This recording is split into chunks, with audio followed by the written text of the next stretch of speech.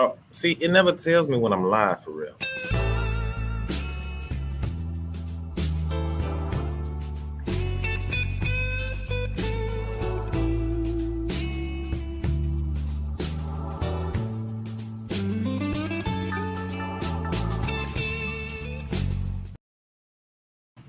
Buenos dias. Good morning, you beautiful, lovely people. Listen, I'm going live today because I did not go live yesterday.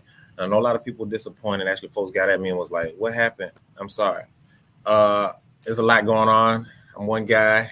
I'm trying to be everywhere. But I'm so glad that y'all could join me, you beautiful, smart, insightful people who do not give in to the pressures of peer pressure to make you think in that group think and make you, accept realities that aren't realities. Listen, we're going to talk about some truths and some honesties here. But first, of course, you know what you got to do. You got to share the live. I am live right now, and I'm sharing to the Albany Forward group. Of course, if you haven't joined the Albany Forward group, join it because all the exciting things that are going on in the city are in there. And also, too, of course, we're monetized on this platform. So if you would love to send us some stars so we can keep creating engaging content and talking about this exciting stuff, do that because we need some cash and it's all good. And of course, you all know to continue shopping at easycopy.io. I appreciate all the love and the orders that have been coming in. I got, shout out to Nigel Mitchell, who's putting on another hair and fashion show. I got your design coming. Don't worry about it. Mr. Marcus Parker with Parker Financial Group. I got yours coming too. All the beautiful new businesses that are going on. Exciting stuff. Listen, we got a lot of fun things to talk about today. Off the top, we're going to keep it real. Kamala is not here to save y'all. And dear black people, we're going to talk about it. Dear black people, we got to be honest today. And we're going to get real serious. And then we're going to talk about this Georgia Congressional Committee that came down here to discuss DEI. David Sampson was on the committee there. David Sampson, Teddy Reese, and some other lady had interrupted me, and I told her don't do it. And it got a little contentious in there. We're going to talk about that. And then, of course, we got to get in these streets. So at the top of the hour, let's go ahead and tell you what's going on in these streets real quick before we jump into all these headlines, because y'all need to know what's up. And, of course, we're going straight to the Albany Forward group. Boop. Share the screen. Whoop. And y'all can see, first off top, I want y'all to come out here to Resort. They got the Muscadine U-Pick going on. That's today, Friday, and Saturday, 2 to 6, 2 to 6, 9 to 2. Out there, Resort, you can come out there and pick your own grapes. I don't know if you get to run home with them or if they going to get them from you. But that's going on. Make sure y'all check that out. The Albany State got a game against Valdosta State on the 31st. Miss LA is coming September 6th to the J Lane. Listen. Oh, and then, man, listen, we had this open poll discussion about Phoebe. On my actually go to my personal page if y'all want the long discussion. It's over 70 comments deep right now. It's probably more than 80 now. I don't know.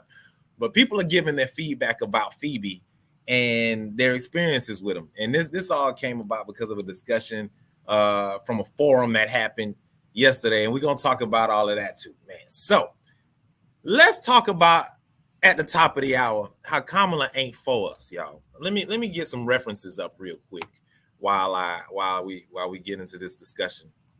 And of course, I welcome all comments and ideas and things. Let me know what y'all thoughts are because we finna ruffle some feathers like I did at that DEI congressional hearing thing. So hey, calm down, Anderson Cooper. I'm trying to get this stuff up. But Kamala Harris.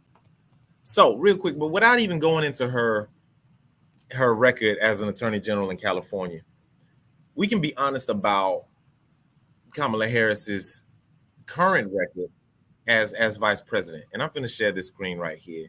Let's share this one. Boom. Here. And all right. So play the thing in the background. Because we can talk about the DNC speech. We can talk about all of this stuff.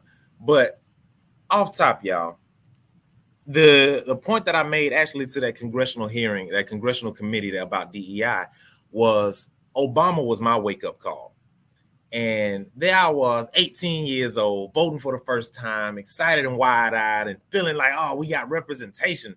My first time I'm voting, I get to vote for a black man. Oh, snap, Obama, we gonna save the world. Change is coming, hope, all of that crap. And then we know what happened with 8 years of Obama.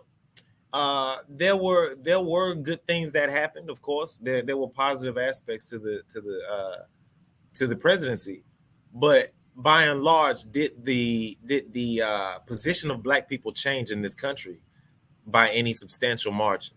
The answer is no. And I got an angry face. Somebody said they don't want to hear that they Kamala ain't for us. We finna talk about the facts, and it's okay. And it's okay to be uncomfortable with the facts. In fact, we can talk about the psychology of how people recoil against this first before we even break down the facts, because we need to break down the walls. Let's get through all the foolishness. Let's cut through the crap. So, I understand Black people. I understand that there's a longing to belong to a group of people. There's a longing to belong to a group that feels like, oh yeah, I got somebody that's boom, yeah, Democrats. I get it. But once you are aware that your association with this group has not profited you anything, when you can look back since when did Black folks get the right to vote, the Civil Rights Act 64? I don't even know how many elections there were since 64 or 68. It's like 20 elections, I think. It's been 20 elections since King got killed. Actually, this will be the 20th election.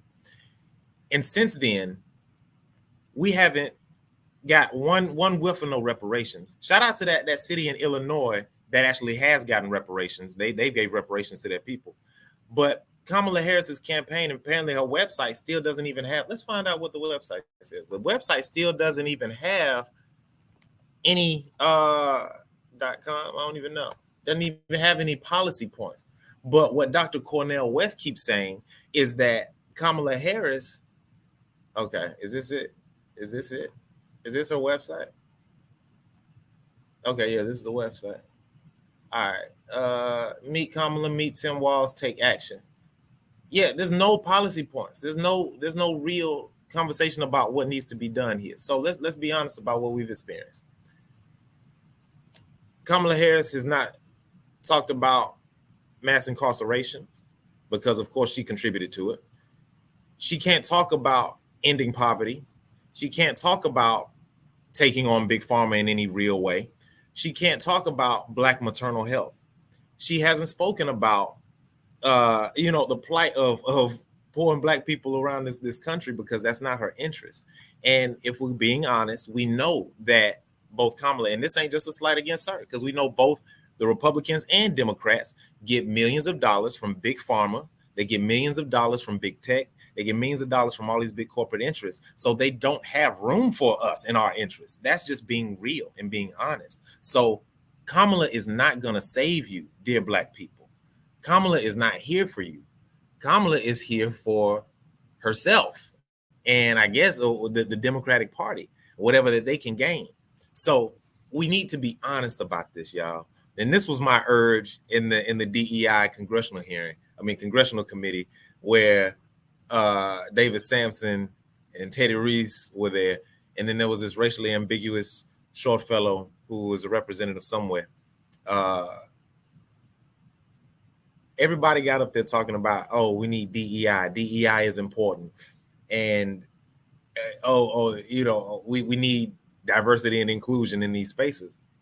And so they called me up to speak. And granted, when I signed up, I thought we were speaking about something else. I thought we were speaking about mass incarceration. I thought we were talking about some other points. But anyway, they said, no, we're talking about DEI and it's impacting your life and blah, blah, blah, blah. So I said, okay. I prefaced it. I said, ma'am and y'all, I think a little different.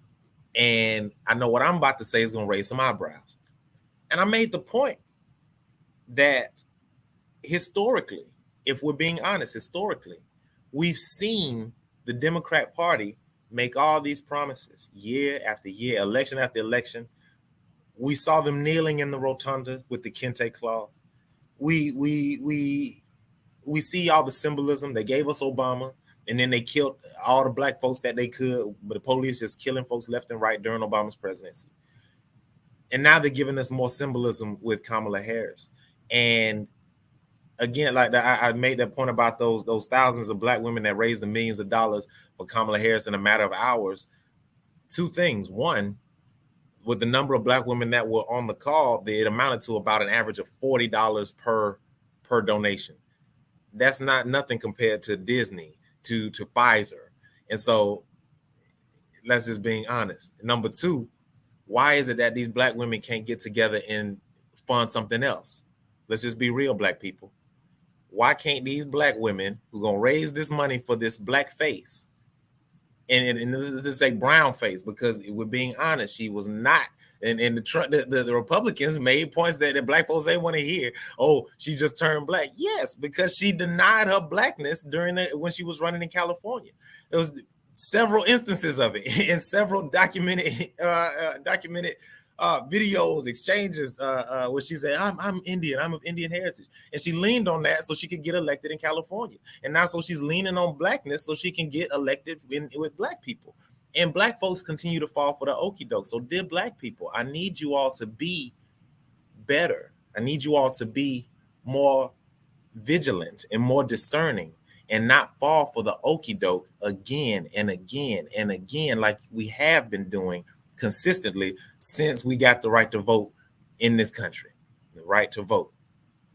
If you all are voting for Kamala Harris because you are afraid of a Trump presidency, that is not the way to vote. Do not vote out of fear. Let's be honest about what we've seen with a Kamala Harris vice presidency and a Biden presidency. We've seen them try to force us to get vaccines. We see them lie about COVID. We see them pressure Facebook to actually take down truth about COVID. When people were actually putting factual information on the internet, the Democratic Party is who pressured Facebook and other online platforms to censor people, get people's pages removed, all of that. So we got extreme censorship from the left, from the Democratic Party, from Kamala Harris's administration. We see that there is an extremism on the left, and they're telling us, oh, you need to be afraid of the right. Oh, you need to be afraid of Trump. You need to be afraid of this. And they're the ones that's going to be totalitarian. When we see that they're the ones that weaponize the FBI against a political opponent. We see that the Democrats are the ones that are filing to keep third parties, specifically Cornel West and at first RFK, off of the ballots in all of these states. That's not coming from the Republicans. That's coming, and granted, the Republicans are helping to fight the Democratic pushback in these states because, of course, they feel like Cornel West will take away Kamala Harris's numbers because he pulls left. Regardless of their intentions behind doing it, that's what you're supposed to be doing. If we're fighting for a democratic system and we're fighting for diversity, equity, and inclusion, then doggone it, the Democratic Party needs to be the purveyors of that. They need to be acting like that. But they're not acting like that. They're actually acting like the ones who are preventing diversity, equity, and inclusion. They're preventing freedoms. They're preventing the right to speak. They're advocating censorship. And anytime you bring up these points for whatever reason, is blasphemous. I need y'all, and I believe in y'all. I trust that you all are smarter than what these people are assuming y'all aren't, because they playing in y'all's faces. They playing in y'all's faces. Officially, Kamala Harris had already accepted the nomination for the Democratic Party well before the DNC happened. So it was just a huge pep rally. There was no legitimacy to any of it. It was all theatrics. It was all fluff and fanfare. It was a pep rally to try and drum up support. But what we did not see, and what we aren't being honest about, is the fissure in the Democratic Party with people who were protesting outside of the DNC. Over 6,000 strong were outside of the convention protesting for a free Palestine. In her speech, this Kamala Harris person, in her speech, she admitted, or not admitted, she declared that she was going to continue to send money and weapons to Israel. How is that benefiting us? How is that representing us, black people? Hold on. Everybody, give me a second. We're going to pause this. Hold on. How do I do that? I can do it. Hold on, y'all. We'll be back because there's a lot more to talk about.